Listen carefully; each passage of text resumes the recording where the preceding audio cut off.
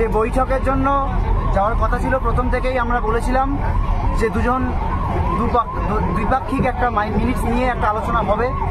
আমরা গিয়েছিলাম সেখানে, আজকে দীর্ঘক্ষণ একটা আলোচনা হয় এবং সত্যি কথা বলতে কিছু অংশে আমাদের যে বিশাল আন্দোলন, আমাদের যে জুনিয়র ডাক্তারদের আন্দোলন এবং তার পেছনে মানুষের সমর্থন, সেটা আমরা মুখ্যমন্ত্রীর কাছে পৌঁছাতে পেরেছি এবং সেই জায়গায় দাঁড়িয়ে তিনি প্রাথমিকভাবে কলকাতা পুলিশ কমিশনার বিনীত গোয়েলকে সরিয়ে দেওয়ার একটা আশ্বাস তিনি দিয়েছেন এবং স্বাস্থ্য ভবনের ক্ষেত্রে যে দাবিগুলো আমরা রেখেছিলাম ডিএমই এবং ডিএইচএস, তাদেরও একটা সরিয়ে দেওয়ার একটা আশ্বাস আমরা পেয়েছি। কিন্তু এই যে প্রত্যক্ষ এবং পরোক্ষ তথ্য প্রমাণ লোপাট এবং দুর্নীতি হোক এবং এই থ্রেট হোক, সিন্ডিকেট হোক, তার যাদের একটা প্রশ্রয় হয়েছে সেই প্রিন্সিপাল হেলথ সেক্রেটারি, সে বিষয়ে কোনো সিদ্ধান্ত তিনি নিতে পারেননি।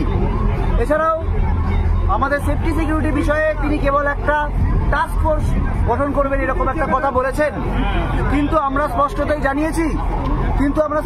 জানিয়েছি যে কেবলমাত্র একটা টাস্ক ফোর্স গঠন করে এই সমস্যার সমাধান নয়। কেননা সেফটি সিকিউরিটি সংক্রান্ত বিষয়ে আমরা যে জিনিস বলেছিলাম যে শুধুমাত্র বাইরের জিনিস নয়, বাইরের থেকে সিকিউরিটি নয়, যে ইন্টারনাল থ্রেট, এই যে সিন্ডিকেট রাজ, মাফিয়া রাজ, গুন্ডা চক্র, দুষ্ট চক্র, তাদেরকে একটাভাবে উপরে না ফেলতে পারলে তার জন্য প্রয়োজন একটাভাবে গণতান্ত্রিক পরিষদ তৈরি করা।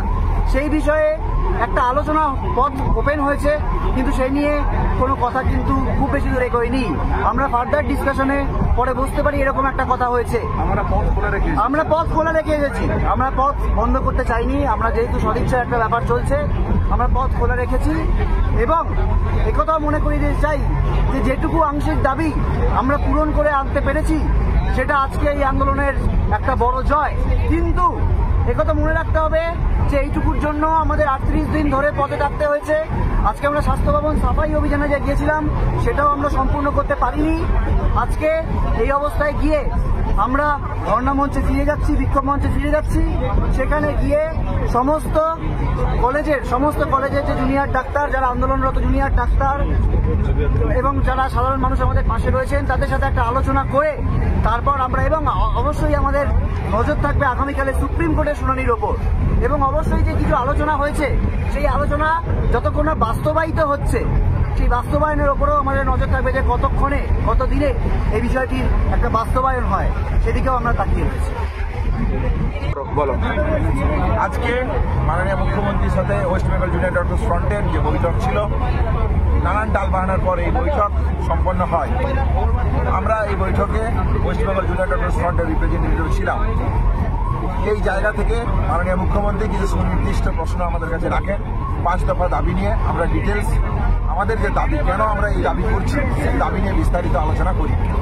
আমাদের দাবি কেন ন্যায়সঙ্গত সেই জায়গাগুলো আমরা পরিষ্কারভাবে রাখার পর তিনি মনে করেন ডিএমই, ডিএসএইচ এবং সিপি স্যারকে তিনি ট্রান্সফার করবেন। আমরা মনে করি তিনি যে এই মৌখিক প্রতিশ্রুতি দিয়েছেন, মিনিটসের মাধ্যমে যে প্রতিশ্রুতি দিয়েছেন, এই প্রতিশ্রুতি যদি বাস্তবায়িত হয় তাহলে আমরা হয়তো বলতে পারি আলোচনা কিছুটা সদার্থক। তারপরেও বলতে চাই যেটা সেটা হচ্ছে প্রিন্সিপাল সেক্রেটারি আমাদের যে জায়গা ছিল, যে তাকে তার বিরুদ্ধে অ্যাকশন নিতে হবে, ট্রান্সফারের জায়গা করতে হবে, এবং ডিসি সেন্ট্রালের যে পয়েন্ট ছিল আমাদের সেই জায়গাটাতে এখনো কোনো ফলপ্রসূ সম্পন্ন আলোচনা আমরা পাইনি, ফলপ্রসূ আশা আমরা পাইনি। রিগার্ডিং সেফটি সিকিউরিটি এবং বিভিন্ন কলেজে আরটি এবং স্টুডেন্ট ইউনিয়ন তৈরি করার যে প্রসঙ্গ, এই প্রসঙ্গ নিয়ে আমরা আলোচনা করি। উনি একটা ন্যাশনাল টাস্ক ফোর্স গঠনের কথা বলেন চিফ সেক্রেটারিকে হেড করে। আমরা তাদের ডিসএগ্রি করলেও আমরা বলেছি এই নিয়ে আমরা আলোচনায় বসতে রাজি, যদি আমাদের সেফটি সিকিউরিটি মেজার সম্পর্কে যাবতীয় যা পদক্ষেপ, সেই পদক্ষেপ নিয়ে আমরা ডিটেলস ডিসকাশনে রাজি আছি। এই অবধি আজকের আলোচনা হয়েছে। বাকি ধর্ণা মঞ্চ থেকে আমরা ডিটেলস ডিসকাশন আমরা করব। হ্যাঁ, কিন্তু এই পাশাপাশি এই কথাটা বলে রাখতে চাই, আমাদের আন্দোলন স্বাস্থ্য ভবনের সামনে যেরকম আমাদের অবস্থান বিক্ষোভ চলছে এবং আমরা যে কর্মবিরতিতে আছি, আমরা আমাদের কলেজের সমস্ত ছাত্রছাত্রীরা, নার্সিং, মেডিকেল পড়ুরা যারা এই আন্দোলনের সাথে সরাসরিভাবে যুক্ত, তাদের সাথে সম্পূর্ণরূপে আলোচনা করার পর আন্দোলনের এবং আমাদের কর্মবিরতির গতি প্রকৃতি সম্পর্কে সুনির্দিষ্ট সিদ্ধান্ত নেব। এটাও আমরা মাননীয় মুখ্যমন্ত্রী জানিয়েছি।